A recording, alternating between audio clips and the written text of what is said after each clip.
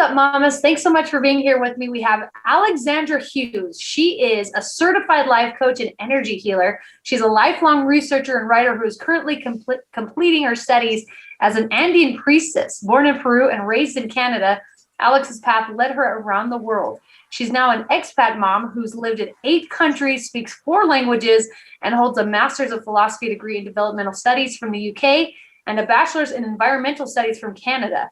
Most importantly, she's an earth-loving, tarot-reading astrology junkie currently based in Brazil with 3 strong personality kids and an ever-loving left-brain husband.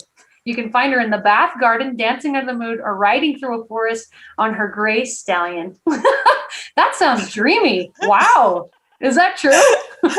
It is true, actually. It is true. We leased a horse this last year, and it has saved us from the pandemic. I have to say, it's our therapy.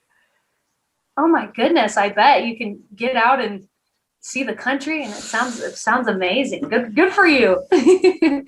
Okay, so we're going to be talking about how cyclical living can bring more balance and ease into our full mom life. So explain to us, what is cyclical living? Okay, so this is a really great starting point, Lauren. So what the hell is this thing, cyclical living, that everybody's talking about? So if you look at the world around you, and in particular, everything that is nature, you may have noticed, or you may have not noticed, I didn't really notice, but everything goes through a cycle, right? So there's the kind of birth component, the sprouting and the growth, and then there's this peak moment, this blossom, this bloom. And then, you look at a tree and the leaves will start to fall and it will dwindle and it will step into winter when it will look as though nothing is happening. However, under the ground, there is a whole bunch of germination going on. That is essentially the cycle, right? So it is around us everywhere and it influences everything natural around us, but it's also inside of us. So if we talk about the 4 different energies of the cycle, let's start with, you're in Utah. So winter, is it your winter right now? Yes. Mm-hmm. So let's start with winter. So winter is that energy of the seed, the germination. Everything looks quiet, like nothing's going on. This sort of earthly season is synonymous with the dark moon. When the moon goes dark, just for that split second, and then it turns into the new moon, it's synonymous with a seed stage in the growth cycle, and it's synonymous with our bleeding phase in our menstrual cycle.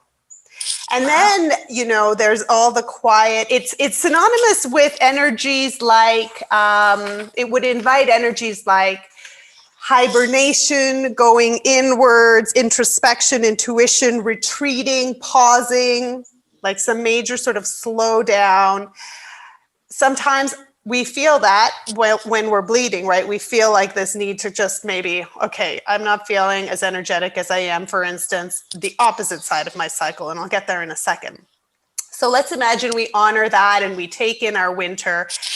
Then comes spring, and that's when that seed turns into a seedling and it sort of sprouts out of the ground, and there's this new birthing energy. It's like this yearning to grow. It's a time of ideas, a time of initiation, waking up, feeling inspiration. And that's synonymous with the earth's spring, with the waxing moon. The element there is the wind or the air element, which is related to your mind and your cognitive energy. So that ideas, your mind goes crazy and you get really excited about all those ideas. And it's synonymous with your the follicular phase of your cycle. So what happens after you bleed, when inside of you, the seed starts to make its way for fertilization, right? And then that's when we go into our summer. So summer is that ovulation energy or the full moon energy, or when that seedling has turned into the fruit or the flower and it's in full blossom and you've got loads of, desire and energy. You're seeking to connect. Maybe you want to be more visible, or you want to be more social. When I say visible, I'm thinking of women like us, right? Like in business, we want to sort of really get out there. And so that kind of peak of production is that summer energy. And so that's it because we started in winter, this is the third. And it's in opposition to that kind of hibernation energy, going inwards, calming, retreating. It's out there, right? And so then we step into our fall or our autumn, which is when the leaves start falling, when the squirrel starts to gather all its nuts. And so this is an energy synonymous with the waning moon, synonymous with our luteal phases, which is related to, premenstrual syndrome. It's a time when we feel maybe a little bit more irritable, when we feel like completing things, ticking things off our list. It's a time when we want to or are invited to let things go. So tick things off our list, let stuff go, release. Messages might come in a little bit stronger from our intuition at this time, when maybe we're like, oh, I hate it when, okay, my husband is like the victim of everything in my world, right? So, oh, I hate it when he does this, or the kids, or I hate it when they do that. No. You become more irritable, and those messages are an indication that something is out of alignment for you. So it's an important time for you to be listening to the messages also.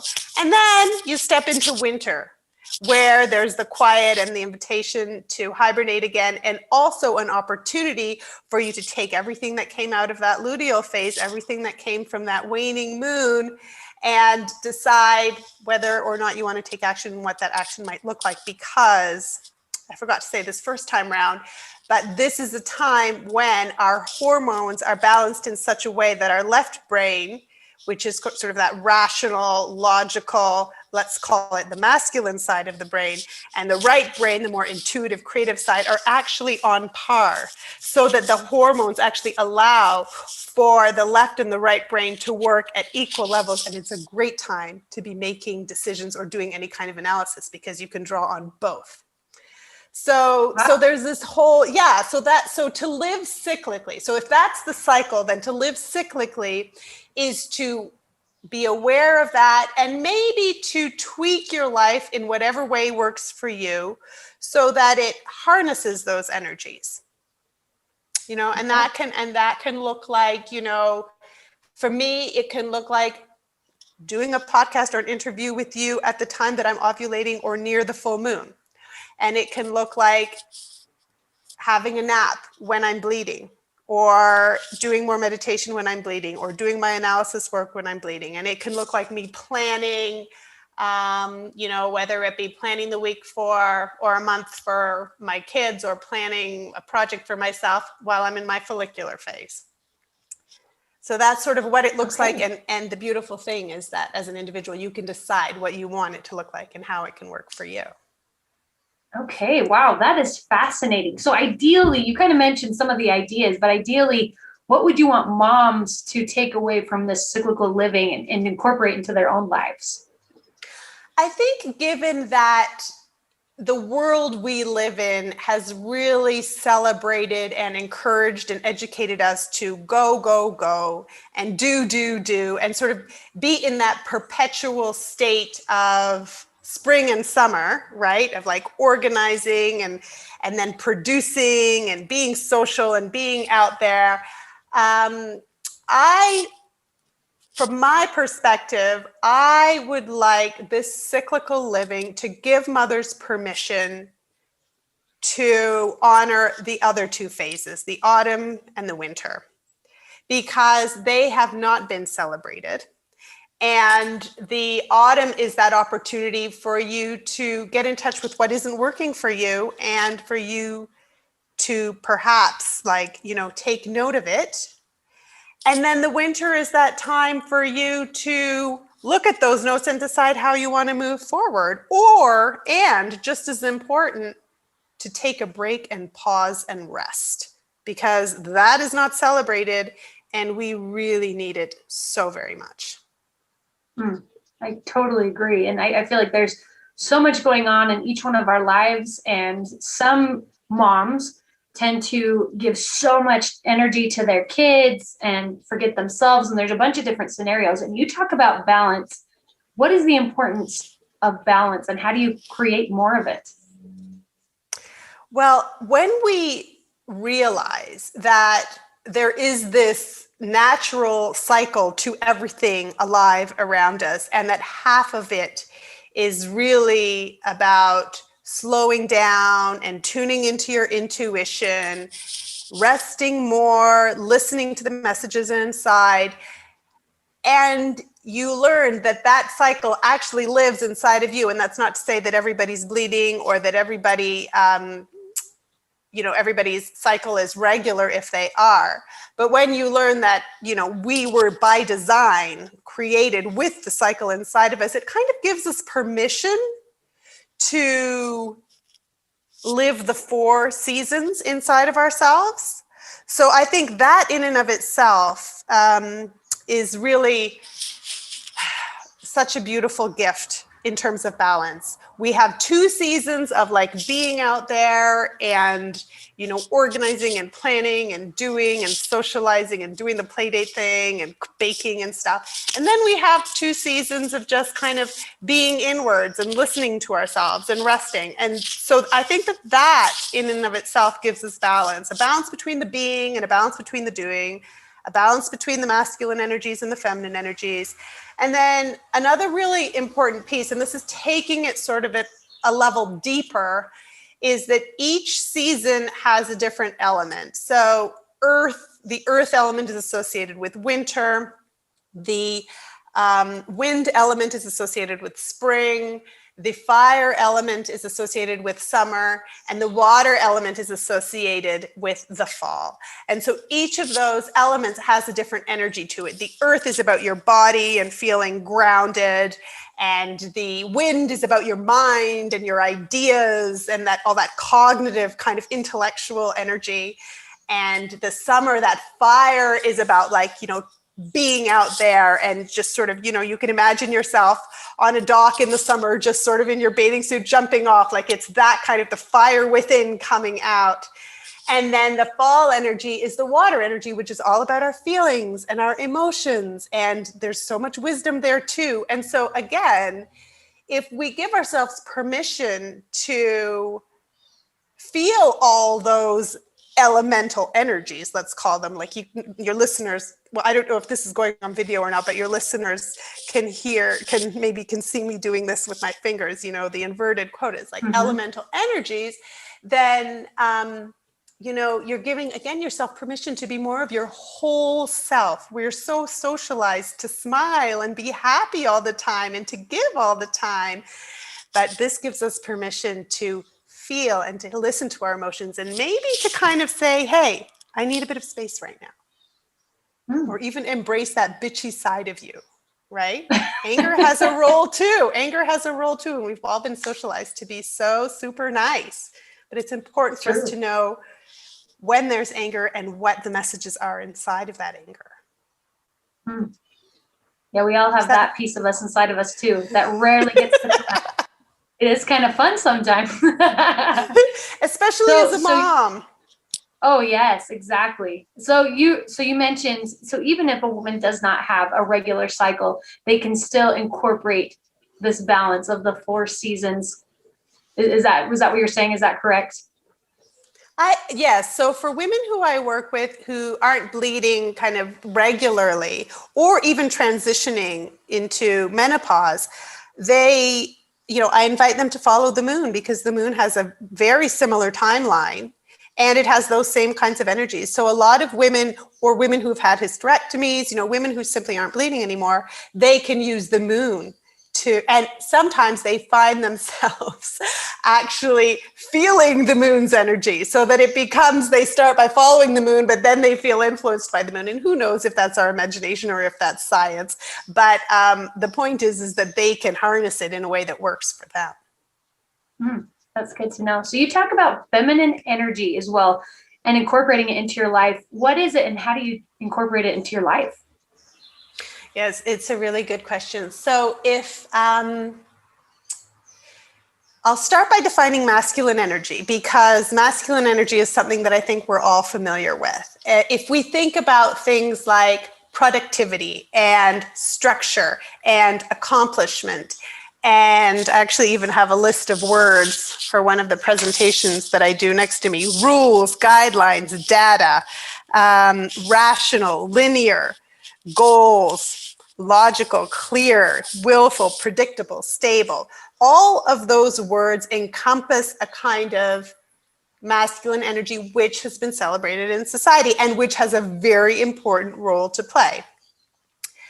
Feminine energies are energies like, or qualities like flow, intuition, creativity, dancing, wisdom as opposed to data, dynamic, heart as opposed to brain, right? Unrestricted, your soul as opposed to the cognitive, right? It's about being, it's about nurturing. So those are kind of, does it make sense to you, the sort of contrast? I use the words feminine and masculine. They come from the Jungian psychoanalytic tradition, and I use that because I'm more familiar.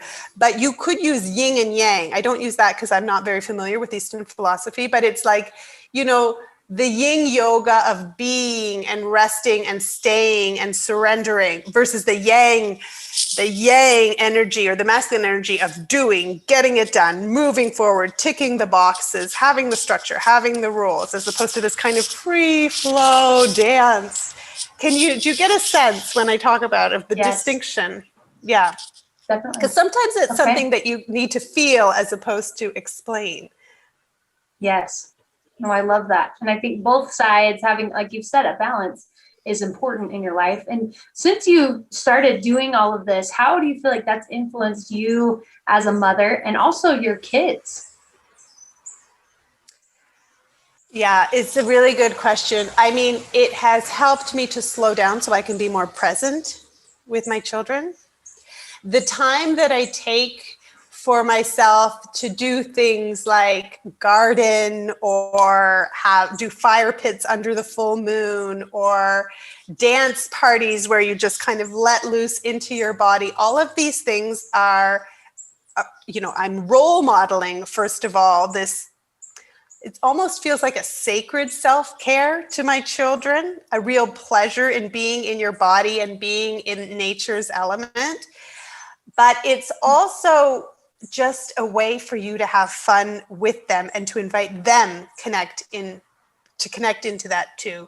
And then the balance piece, right? I used to be such a hustler, like go, go, go, constantly ticking the boxes off. And sometimes it takes away the quality time and space of connection. Connection is a very feminine, the nurturing piece is a very feminine energy. And if we're so busy doing all the time, then sometimes we don't connect as much as we should. But it's also super fun to be completely in your body and to dance into the full moon. And they think I'm kind of crazy, but they love it at the same time, right? So it's not only enhanced my relationship with, the way I work and my productivity, it's boosted productivity, but it's also really enhanced relationships around me because it's also fed me. At many different levels. It also makes me happy and joyful, and I feel the pleasure, and I feel part of something bigger. And that energy, of course, then people around you feel that when you feel better and happier in your life like that.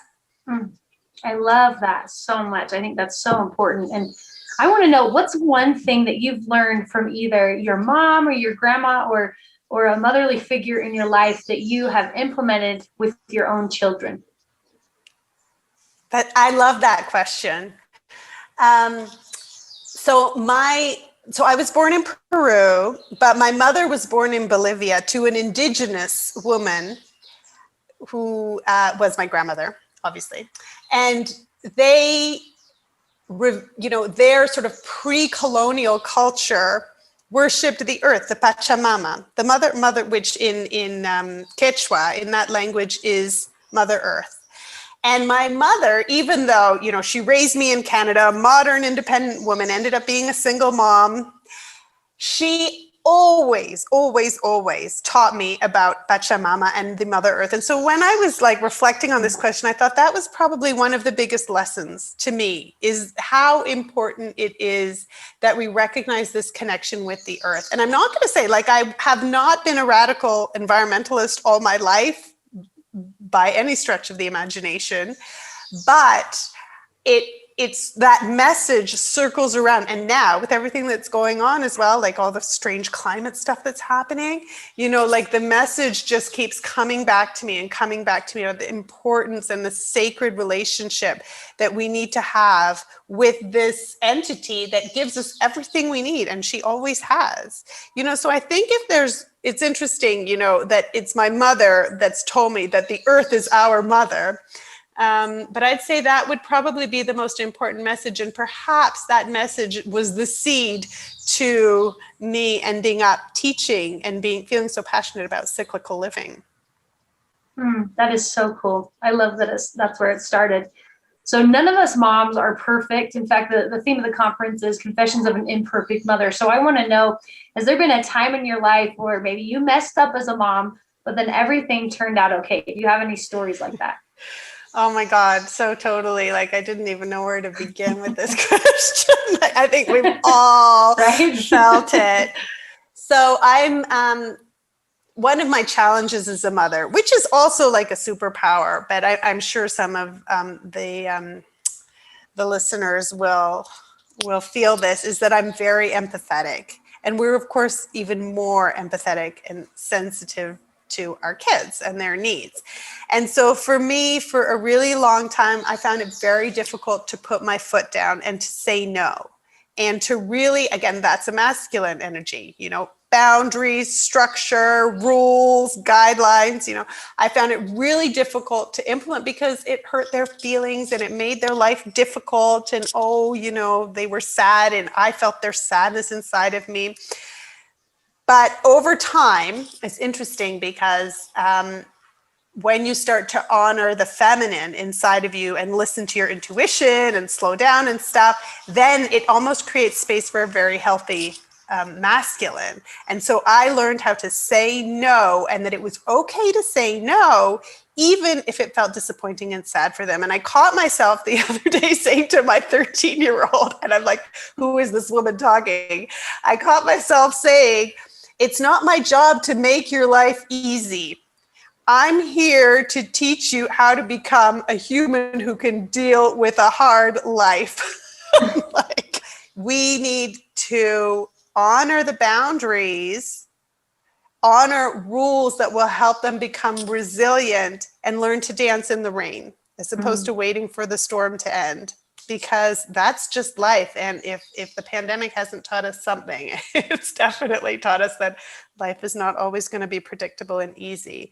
So sometimes a no, and sometimes honoring your own boundaries through that no, is the most important lesson, even though it's not comfortable. Yes.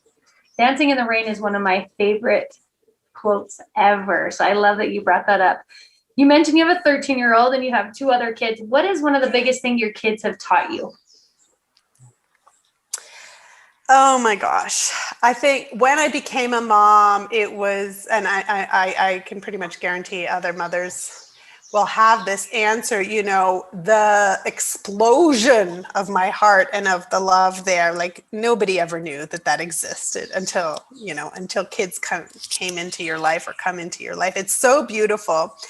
And over time, I also learned that this incredible love that you often wear, you know, on your sleeve, is something that can be manipulated by the social messaging and the shoulds around you. So when you love your kids so incredibly, I feel like it's really important that we go inward for answers and not necessarily to Google or, you know, that parenting book or the parenting workshop, where we can take things from when they resonate, but to be discerning about that.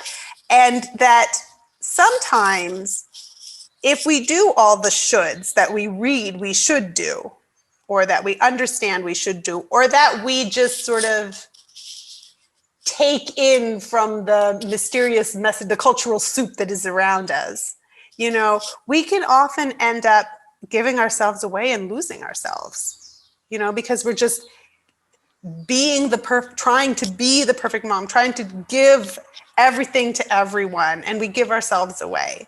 And we think that's love because we've been educated that way, or that's what the messaging is telling us. And it's really important that we, you know, we practice love to ourselves as well as to those around us, and that the boundaries that I was talking about help us to honor that.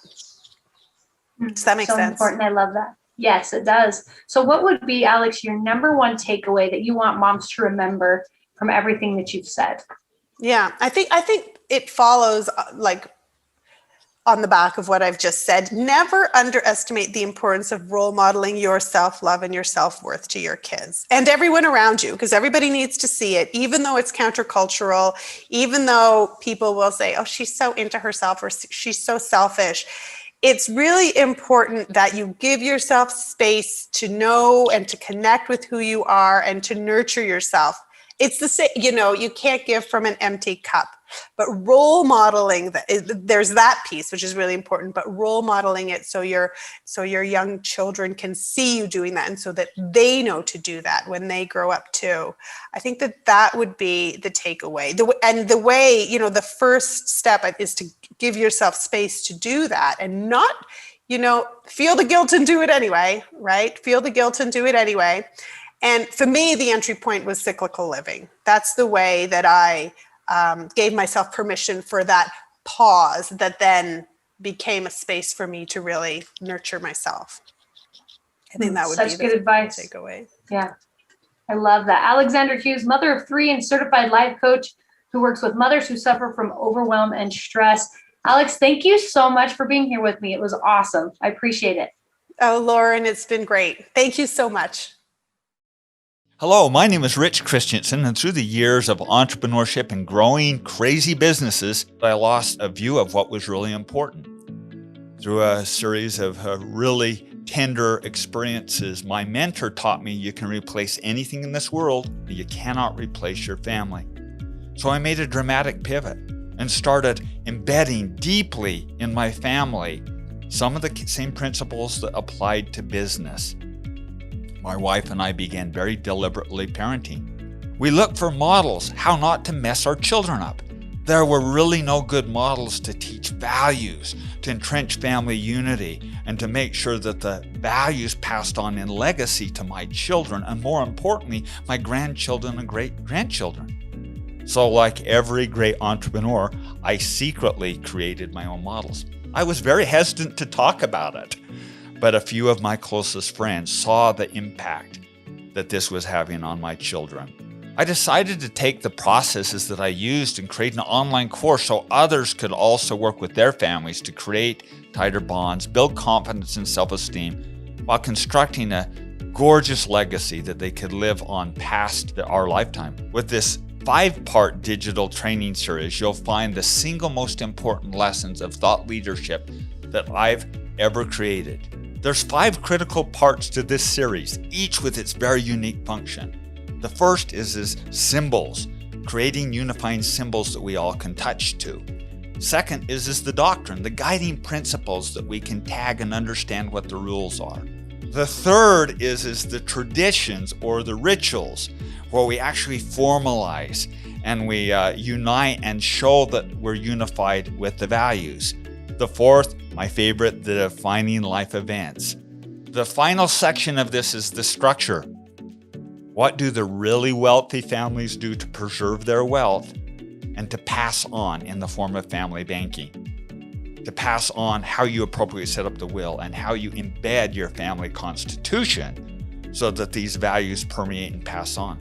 I can tell you firsthand that taking these steps to create a beautiful life for my family is the most important work that I've ever done, and also the most rewarding. I would invite you to learn some of these principles, unify your family, bond them, and take some of the guesswork out of this. And I'm going to provide you the framework to make that happen with this 30 years of life experiences. So join me, get your membership to build family legacies today.